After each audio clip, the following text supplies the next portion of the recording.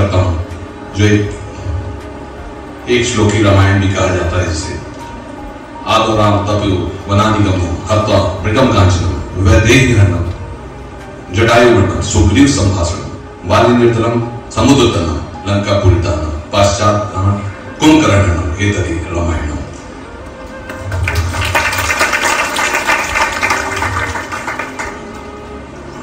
आज का जो विषय है अंबेडकर जी, उनका एक बहुत अच्छा कोट है, education is like a milk of a tigress, once you drunk it you start rolling. शिक्षा शेरनी का वो दूध है जो एक बार पी लेंगे तो आप दहाड़ने लग जाएंगे।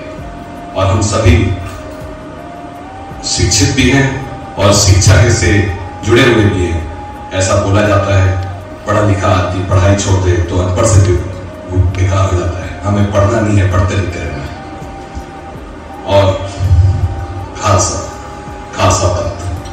खालसा के अगर दो मीनिंग होते हैं, अगर हम फारसी में देखें तो इसका मतलब होता है शुद्ध, और अगर उर्दू में देखें तो इसका मतलब होता है इस गुलामी पसंद नहीं। जब हम कोई स्कूल में एडमिशन लेते हैं, जब कोई बच्चा छोटा होता है तो उसका सिलेबस बहुत कम होता है, छोटा सिलेबस।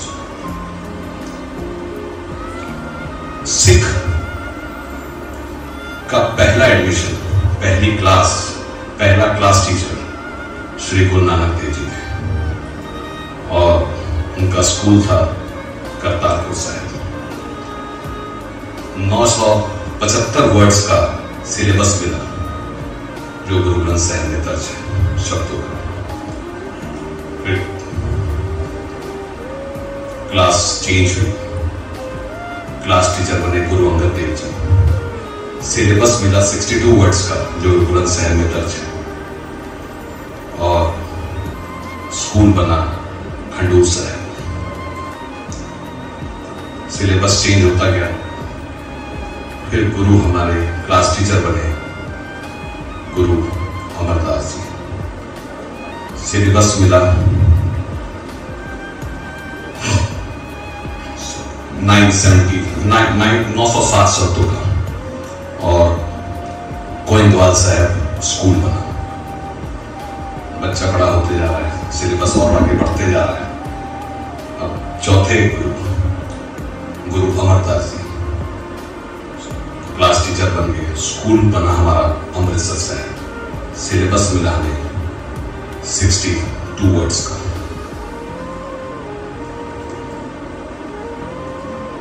फिर क्लास चेंज हुई,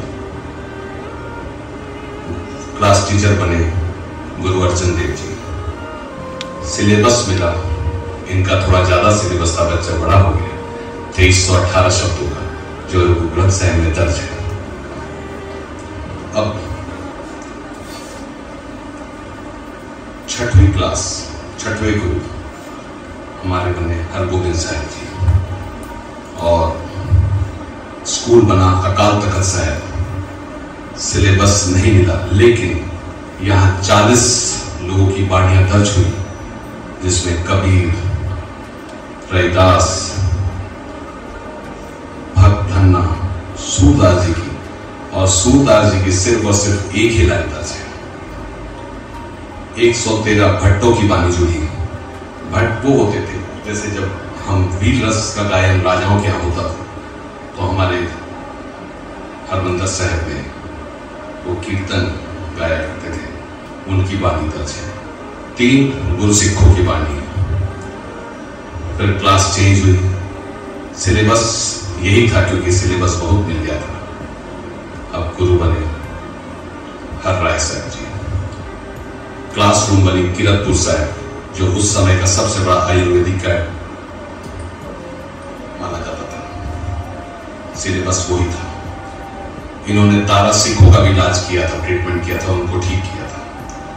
फिर हमारे क्लास टीचर बने गुरु हरकिशन साहब जी, और सिलेबस मिला,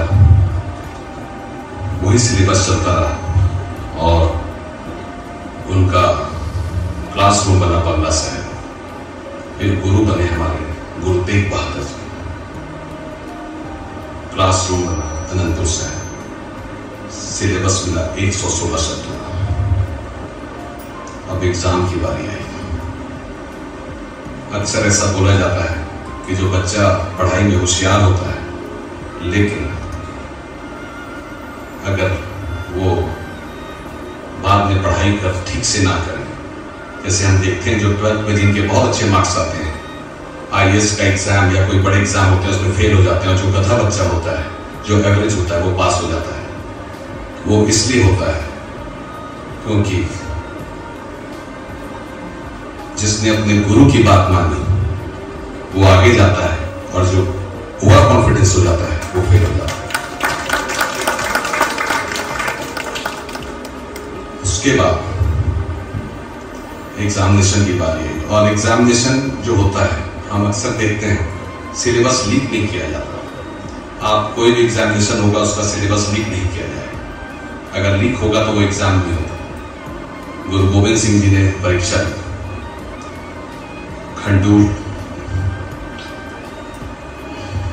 की पहाड़ी में, उसके बाद 80,000 का इकट्ठ हुआ था, 80,000 पूरे इंडिया से 80,000 लोग वहां इकट्ठे हुए थे। 80,000 के इकट्ठ में उन्होंने बोला,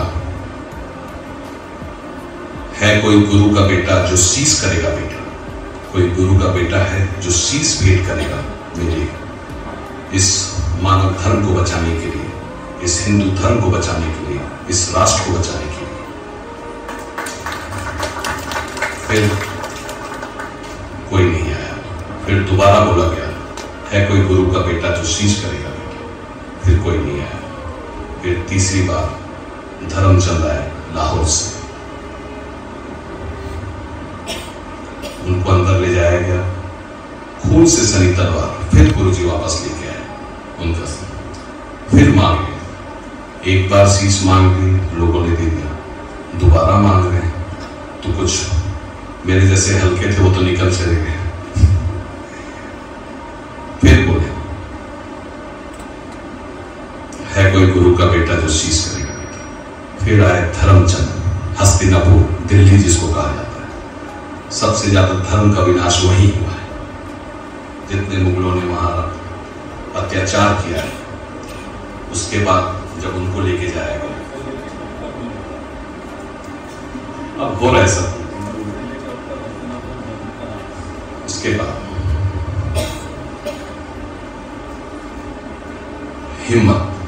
हिम्मत आए।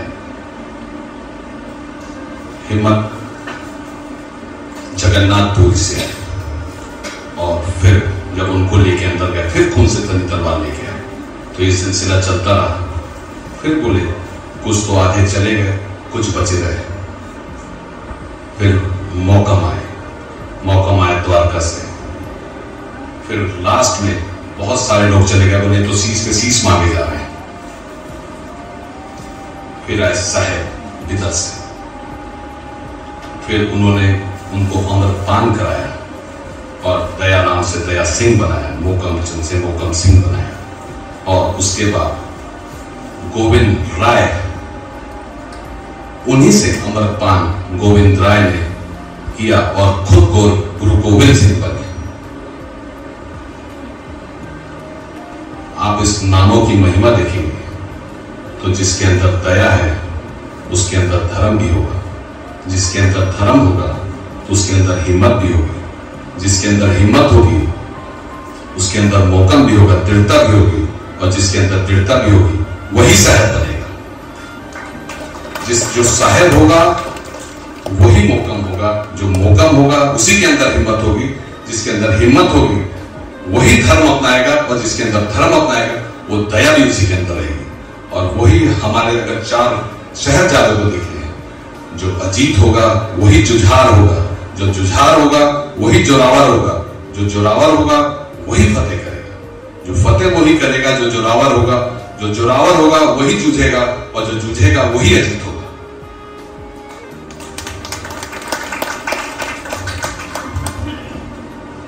विचार से सिख का जन्म हुआ, तलवार से सिंह का जन्म। सिख शक्ति है, सिंह शक्ति है, सिख भक्ति है। सिख संत है, सिंह सिपाही है। संत अपनी रक्षा कर सके इसलिए उसको सिपाही बनाया गया, और सिपाही कहीं क्रूर मत हो जाए इसलिए उसको संत बनाया गया। संत सिपाही और तखल्लुस लगा खालसा, मुट्ठी भर सिपाही इस देश में हजारों साल तक राज करते रहे। आप फ्रेंच ले लो, डच ले लो, पोर्तुगीज ले लो, ब्रिटिश ले लो, मुगल ले लो, हजारों साल तक राज किया। सुकरात ने एक बहुत अच्छी बात कही, जो देश एक दिन के लिए गुलाम होता है वो 1 साल पीछे हो जाता है। जो देश 1 साल के लिए गुलाम होता है वो 10 साल पीछे हो जाता है। जो देश 10 साल के लिए गुलाम होता है वो 100 साल पीछे हो जाता है, और जो 100 साल के लिए गुलाम होता है वो हमेशा के लिए चला जाता है। उन्होंने एक बात और कही है, जो देश 1 साल के लिए गुलाम होता है वो सोया था, उठ गया है। जो देश 1 साल के लिए गुलाम था वो बीमार था, ठीक हो गया है। लेकिन जो देश 100 साल के लिए गुलाम है वो मुर्दा है, मर चुका है, और उन मुर्दों में जान डाली गुरु गोविंद सिंह ने, खालसा पंथ बना।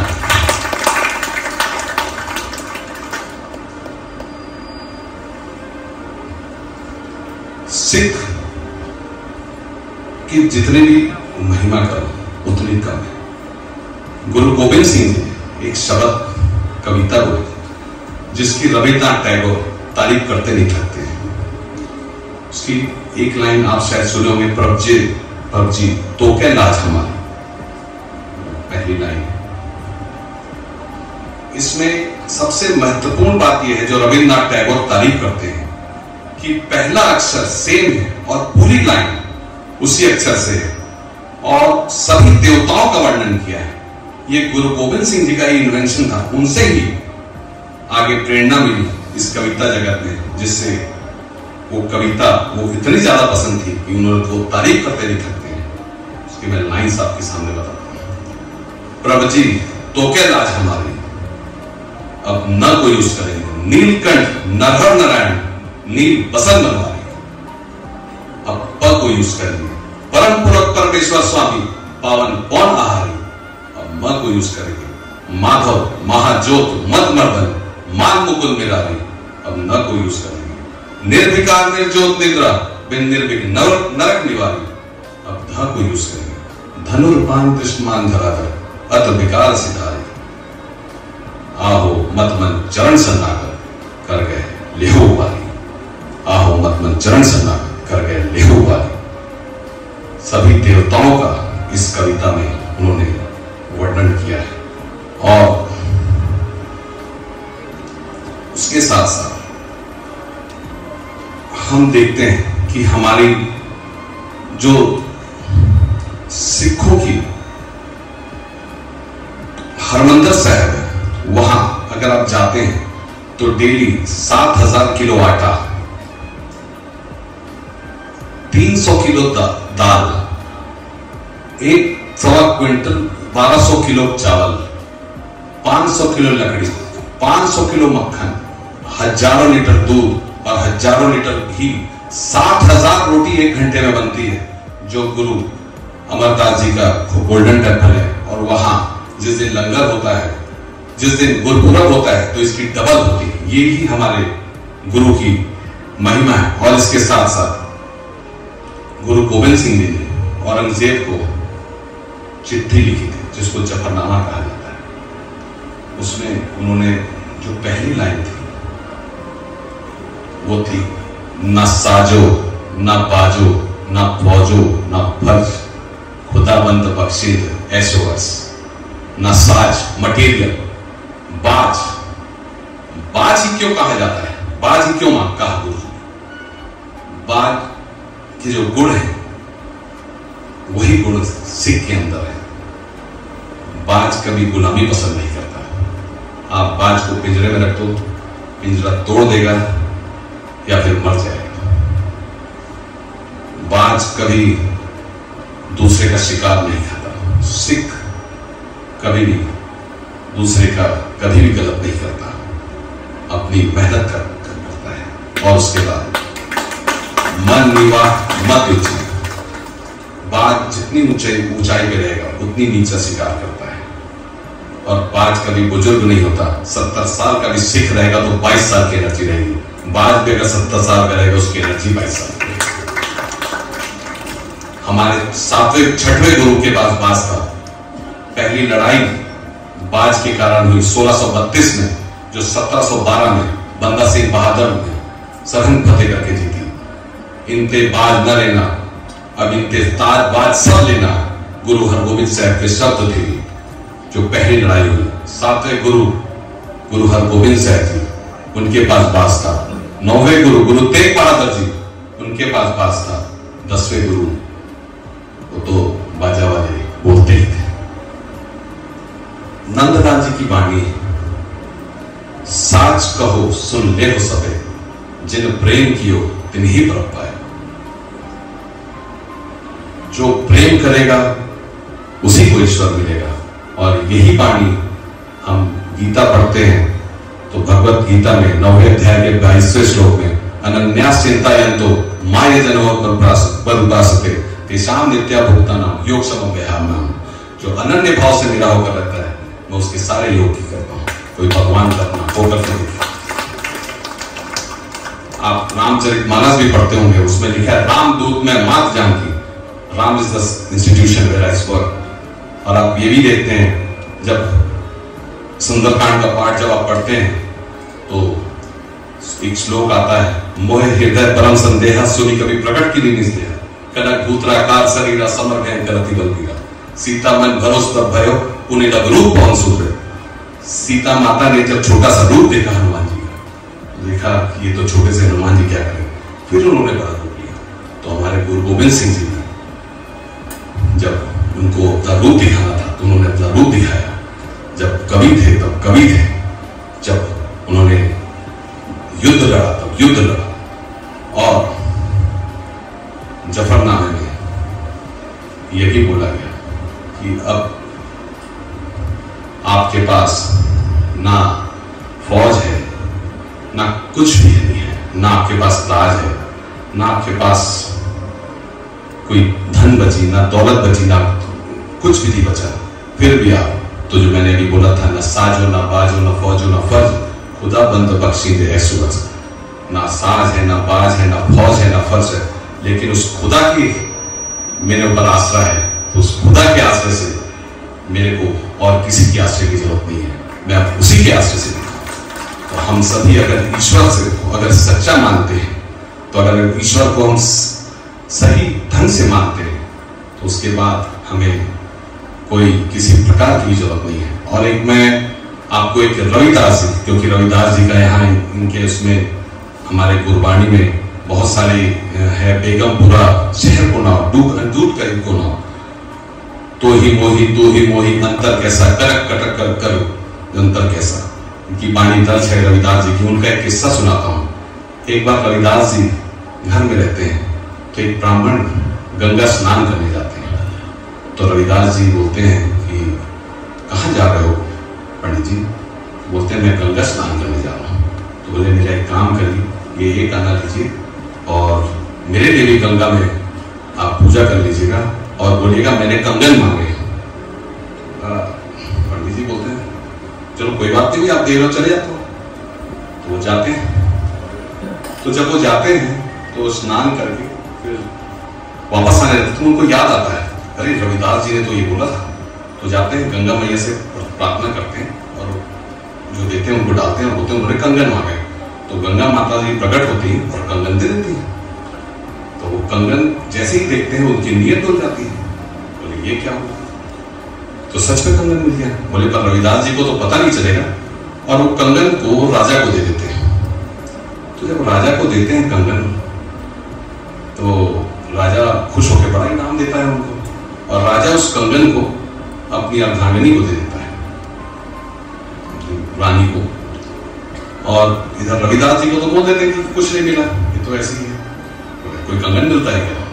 ठीक है। तो उसके बाद कुछ दिनों बाद महारानी जी स्नान कर रही थी नदी में और एक कंगन गिर जाता है। तो अब राजा बुलाते हैं पंडित जी को, आइए भाई वो कंगन दिला दीजिए। तो कहाँ से आप लाए थे, दोबारा ले आइए। तो पंडित जी बोलते हैं कि कंगन दूसरा सैंपल लेके सारे सुनियारों के पास जाते हैं, कौन बनाए, तो माता जी का कंगन है। वो चलता रहता है। उसके बाद जो है अब थक हार के रविदास जी के पास जाते हैं, फिर उनको सारी कथा सुनाते हैं, ये ऐसा ऐसा था, गलती तो हो गई कुछ। तो रविदास जी को बोलते हैं, रिक्वेस्ट करते कि हमको कंगन दिला दो। तो बोले ठीक है, कंगन दिला देते हैं। बोले लेकिन राजा और रानी को हमारे पास आना पड़ेगा। बोले ठीक है। तो राजा रानी को बुलवाते हैं। जब राजा रानी आती है तो चमड़े का जो काम करते हैं, चरमकार होते हैं, तो उनके पास एक कठौता होता है जिसमें वो पानी भरा। तो कठौते को राजा रानी को बुलाते हैं, बैठाते हैं और बीच में कठौते को रखते हैं। और जब बैठ जाते हैं तो कठौते में अपना हाथ डालते हैं और कंगन निकाल के देते हैं, ये लोग। तो वहीं से ये चालू हुआ है, मन चंगा तो कटौती में गंगा। तो अपना मन अच्छा है तो हर जगह भगवान है, नहीं तो कहीं भगवान नहीं है। जो है ना, जो अभी नंदलाल जी की मैंने वाणी बताया था, साज कहो सुन ले हो सब ऐसे प्रेम की हो दिन ही प्रभ पाए। इसमें आप देखेंगे जो माँ होती है, माँ का एक छोटा सा बच्चा होता है, उस बच्चे को जब रात को बिस्तर गीला करता है तो माँ खुद बिस्तर गीले में सोती है और खुद बच्चे को जो है सूखे में सुलाती है। तो यही प्रेम है, यही ईश्वर के लिए हमारा प्रेम चाहिए, यही हमको चाहिए कि हमको अपनी माँ के लिए, अपने पिता के लिए, जो हमें इस दुनिया में लेके आए हैं, उनके लिए हम कितना अपना आदर्श रखते हैं। और गुरु ग्रंथ साहब को अगर देखते हैं, गुरु ग्रंथ साहब भी दुनिया में एक ऐसा ग्रंथ है जहां राम भी बोला गया है, जहां अल्लाह भी बोला गया है, जहां उस राम की भी गुण गायन हुई है, जहां उस अल्लाह की भी गुण गायन। उसमें एक शब्द है जिसमें लिखा है, बेनिमाजा कुतिया ऐना बलीली कदी चलने आया पंजे वक्त मसीह। इतनी ताड़ना तो कुरान शरीफ में भी मुसलमानों को नहीं दी गई है जितनी ताड़ना गुरु ग्रंथ साहब में। अगर आप 5 टाइम के नमाजी नहीं हो तो आप कुछ और ही। और साथ ही साथ उठ फरीदा हुजू का सुबह नमाज हुआ, जो सिर साईं नाम दे वो सिर कट उतार। जो सिर उस गुरु के आगे नहीं झुकता वो सिर का कट जाना ही अच्छा है, कट जाना ही बेहतर है। जैसे हम संस्कृत का श्लोक है, ध्यान मूलम गुरु मूर्ति पूजा मूलम गुरु पदम, मंत्र मूलम गुरु वाक्य मोक्ष मूलम गुरु। ध्यान का मूल ही गुरु की मूर्ति, पूजा का मूल ही गुरु के पदम है, गुरु के शब्द ही उसके मंत्र है। और अगर हम सब मानेंगे तभी हमें मोक्ष की प्राप्ति होगी। तो ये हमें मानना चाहिए, यही हमारे पास सार है। और इसके सिवा आप हम देखेंगे जो हमारी टीचिंग्स होती है गुरु ग्रंथ साहब में, जो पहली लाइन जो हम अरदास में बोलते हैं, प्रथम भगवती सिमर के, प्रथम भगवती सिमर के उस गुरु नानक लही तिहाय। मतलब उस गुरु नानक देव जी से ऊपर भी जोत है, जो उस गुरु नानक देव जी से उसके साथ है। और जो 10 गुरुओं की जो जोत थी, 10 गुरु हमारे एक जोत से दूसरे जोत में समाये गए। सबसे ज्यादा ओल्ड एज के जो हमारे गुरु थे वो 95 साल के थे, गुरु अमरदास जी 95 ईयर्स। और सबसे कम एज के गुरु कृष्ण साहब, गुरु कृष्ण साहब जी जो सिर्फ 8 साल के थे। 95 साल की एज में और सिर्फ 8 साल के थे। और उसके बाद एक जोत से दूसरे जोत में ट्रांसफर होते गए गुरु। 10 गुरु तक गुरु बनते हैं। उसके बाद जोत गुरु ग्रंथ साहब में आ गई, जुगत खालसा में आ गई। एक खालसा भी खालसा है, 100 खालसा भी खालसा है। जो जोत है वो हमारे गुरु है, वो हमारा गुरु ग्रंथ साहब है। और जो जुगत है वो खालसा है। आज गुरु ग्रंथ साहब की टीचिंग्स है या हमारे किसी भी सनातन धर्म की टीचिंग्स है, अगर उस धर्म की टीचिंग्स को कोई अगर अपने अपने यहां बता रहा है या कुछ बोल रहा है, तो इसका यह मतलब नहीं कि वो गुरु बन जाएगा। गुरु हमारा गुरु ग्रंथ साहब है। वो एजेंट हो सकते हैं पर गुरु नहीं हो सकते। एजेंट गुरु नहीं हो सकता। गुरु हमारा सिर्फ गुरु ग्रंथ साहब है और हमारा कोई गुरु नहीं है। उसका ही मानना, उसकी ही टीचिंग, जो 5 ककार हमको दिया गया है, सिखों के जो 5 ककार है, केस आप देखेंगे जितने भी रहबर आपको मिलेंगे, आप हिंदू धर्म के जो भी गुरु देखिए, आप श्री राम जी को देखें, भगवान श्री कृष्ण को देखें, शंकर जी को देखें। जब हम उनकी एक आप देखेंगे अभी करीब कोई झांकी बनाते हैं, कुछ करते हैं, तो हम अपने तरफ सिर क्यों नहीं रखते हैं? उनको केसरधारी क्यों रखते हैं? उनका रूप वैसा था, उनका दर्पण ही वैसा था। कभी ऐसा तो नहीं देखें कि हमारे जो गुरु हैं वो क्यों थे।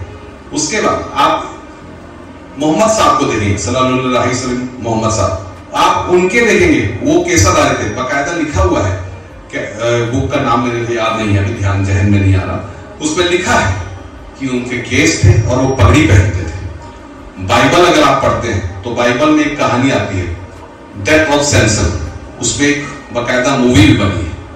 उसमें बाकायदा उनकी जो एक प्रेमिका रहती जलाइला, प्रेमिका जो है उनके केस कत्ल कर देती है अपने प्रेमी के, और जब केस कत्ल करती है तो उसकी सारी शक्तियां चली जाती है। मैं ये नहीं बोलता कि केस काटना गलत है, वो अपने धर्म के हिसाब से, अपने नियम के हिसाब से जो करते हैं वो उनका अपना मानना है, लेकिन जो केस है, केसाधारी रूप में ही हम सब भगवान को देखते हैं। अब वो क्या कारण है वो ईश्वर जाने, लेकिन मैं तो यही देखता हूं कि सारे भगवान केसाधारी थे। अब हम उसको अपने हिसाब से लेते हैं वो ठीक है, लेकिन जब हम अपने हिसाब से लेते हैं तो भगवान को वैसे क्यों नहीं देखते? तो ये अपनी टीचिंग्स है। अब हमारे धर्म में ये कहा गया है कि केस नहीं काटना है, जो पैदा हुआ है जिस तरह से पैदा हुआ है वो सरदार है, वो सिख है, कोई नहीं, कोई चेंज नहीं, एज इट इज। उसके बाद कड़ा, आप कड़ा शनि मंदिर जाते हैं, हम पंडित जी के पास जाते हैं, पंडित जी कड़ा पहनाते हैं, बोलते हैं कि ये आप लोहे का कड़ा। हम सिखों को शनि हमारे साथ ही चलता है, बिल्कुल गॉड गिफ्टेड है। दूसरा, जब हम उस समय युद्ध लड़ते थे तो कड़ा पहनते थे, तो कड़ा इसलिए पहना जाता था कि तलवार जो है जब वार होता था तो एक कड़ा बचाता था, और एक कड़ा हमको बताता है कि हम गुरु के साथ जुड़े हुए हैं, गुरु हमारे साथ है, और हम अगर कुछ गलत करते हैं तो आज भी कोई भी गलत काम करता है तो सीधे हाथ को यूज करता है।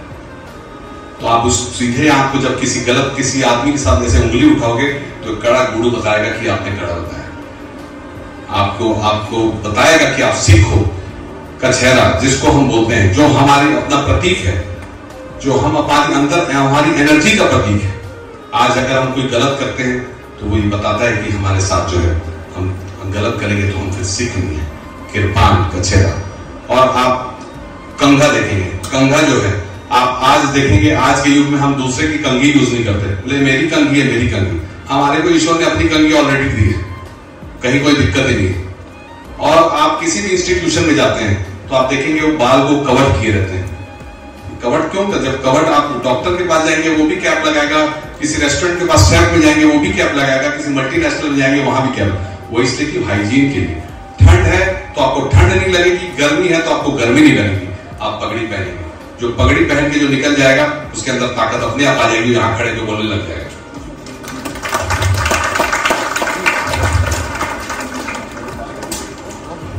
और एक मधुबाला जी का एक बहुत अच्छी स्टोरी, हमारे मोदी जी जो है इनको मैंने सुनाई भी थी, हमारे बड़े भाई साहब मेरे प्रेरणा स्रोत लवली भाभी जी, इनका एजुकेशन और कम्युनिकेशन बहुत अच्छा है। तो एक स्टोरी थी, मधुबाला जिनका नाम मुमताज होता है, सर समय ज्यादा तो नहीं ले रहे, सॉरी, क्लास। मधुबाला जिनका नाम मुमताज होता है, ये एस महेंद्र जिन्होंने नानक नाम जहाज है इसके सिंगर रहे, इसके मतलब राइटर थे, तो उन्होंने अपनी बुक में ये दर्ज किया है। जब वो मधुबाला जी के साथ जाते थे तो देखते मधुबाला जी बुक पढ़ते रहते थे, क्योंकि वो कास्ट की मुसलमान थी, तो देखें कि भाई कुछ कुरान की आयतें पढ़ती होंगी और बाकायदा कपड़े में लपेट के पर्स में रखते थे। तो एक दिन क्या हुआ, शॉर्ट का टाइम आया और मधुबाला जी अंदर चले गए, बुक को पर्स के ऊपर रखी, तो एस महेंद्र जी उसको खोल के पढ़ने का मौका लग गया। वो देखे कि वो जपजी साहब है, फारसी में जपजी साहब है। तो फिर मधुबाला जी से उन्होंने पूछा कि क्या कारण है कि क्यों आपने जो है मुस्लिम हो गए, आप जपजी साहब पढ़ रहे हो, कुछ खास? तो बोले मेरी एक बार तबीयत खराब हो गई थी, तो मैं काफी बीमार थी, तो मुझे किसी ने कहा कि गुरु जो है सबके पिता गुरु नानक देव जी है, वो आपको बचा सकते हैं, उनकी शरण में जाओ।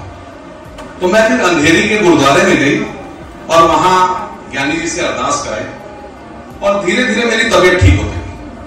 फिर ज्ञानी जी के पास गई तो ज्ञानी जी ने कहा कि भाई, ज्ञानी जी को उन्होंने कहा कि भाई कुछ और तरीका बताया, तो ज्ञानी जी ने मुझे जपजी साहब का पाठ दिया पढ़ने। तो जपजी साहब का पाठ सर को भी याद दिया गया है, उसमें जपजी साहब का पाठ है, तो वो पढ़ने लगे धीरे धीरे। तो उसके बाद क्या हुआ कि उनकी तबीयत ठीक हो गई। फिर मधुबाला जी ने कहा कि मुझे कोई सेवा का मौका दीजिए। तो वहां पर जो गुरु नानक देव जी के प्रकाश पर्व में लंगर होता था, तो लंगर की सेवा जो है मधुबाला जी की तरफ से होती, तो चलते रहा। तो लगभग 7 वर्ष बाद उनका इंतकाल हो गया। उसके बाद उनके पिताजी के द्वारा ये काम चलना चालू था, उनके पिताजी भी चले गए। लेकिन उस गुरुद्वारे में आज भी गुरु नानक देव जी के प्रकाश पुरब में जब अरदास होती है तो ये बोला जाता है, लंगर की सेवा आपकी बेटी मधुबाला की तरफ से। तो ये विश्वास है, मैं ये नहीं बोलता, ये हमारा अपडेटेड वर्जन है। जो सिख धर्म है, सभी धर्मों का कोई बुरा नहीं होता। मैं कुरान भी रखा हुआ है, मैंने बाइबल भी पढ़ता हूँ, लेकिन उतना नहीं पढ़ता हूँ। रामचरितमानस सुंदरकांड जरूर पढ़ता हूँ, वो मेरी आदत है। पहले 1 पन्ना पढ़ो, 2 पन्ना पढ़ो, पढ़ता रहता हूँ, अच्छा लगता है। स्टोरी उसमें ऐसा लगता है कि बुजुर्गों की बात मानेंगे तभी आगे बढ़ सकते हैं। शिक्षा मिलती, शिक्षा जहां से मिलती है अच्छी है और ग्रहण करनी चाहिए। जहां मन के वचन सुहाए सुन हनुमंत हृदय अतिवाए, तो ये हमको शिक्षा मिलती है वहां से। सभी धर्म को पढ़ना चाहिए। तो वहीं से जो है मधुबाला जी जो है ठीक हुई, और उसके बाद जो है वहां आज तक जो है वो चलते रहा। तो ये, और आज का दिन की जो मेन महत्वता है, आज ही के दिन गुरु नानक देव जी का प्रकाश हुआ था। तो ये हमारे कौम में जो है उनके कुछ नियम हैं, वो अपने हिसाब से कुछ उनका सिस्टम है जो आगे पीछे मनाते हैं, लेकिन आज के दिन ही प्रकाश हुआ था। आज ही के दिन गोविंदवाल साहब में उनका जो कर टूटा था, जिसे गुरु अमरदास जी के ने कुआं खोदाया था, और आज ही के दिन कर टूटा था। और आज ही के दिन जलियांवाला बाग का नरसंहार हुआ था, जिसमें कि उधम सिंह वहां ऐसा बोला जाता है कि शायद मौजूद थे। उसके बाद वो लंदन में जाके जब वो जनरल डायर को जब उन्होंने गोली मारी थी, और उसमें सबसे अच्छा किस्सा जो है, शायद आप लोगों को नहीं पता होगा, उसमें उन्होंने नाम लिखाया था राम मोहम्मद सिंह आजाद।